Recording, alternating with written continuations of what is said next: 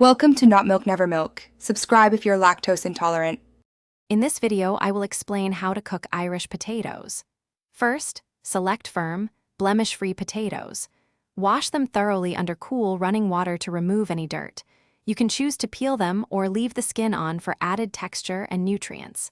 Finally, cut larger potatoes into uniform, 1-inch pieces to ensure they cook evenly. This initial preparation is key for delicious results. Once your potatoes are prepped, place them in a pot and cover them with cold water by about 1 inch.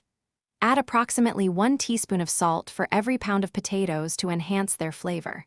Bring the water to a rolling boil, then reduce the heat to a gentle simmer. Cook until the potatoes are easily pierced with a fork, which usually takes about 15 to 20 minutes. For a delightful crispy texture, preheat your oven to 400 degrees Fahrenheit. You can use parboiled or raw potato pieces.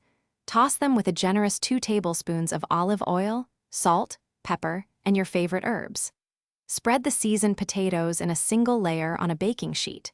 Roast for about 30 to 40 minutes, flipping them halfway through to ensure they brown evenly and become wonderfully crisp. To create a creamy mashed potato side, first drain your cooked potatoes thoroughly and return them to the warm pot.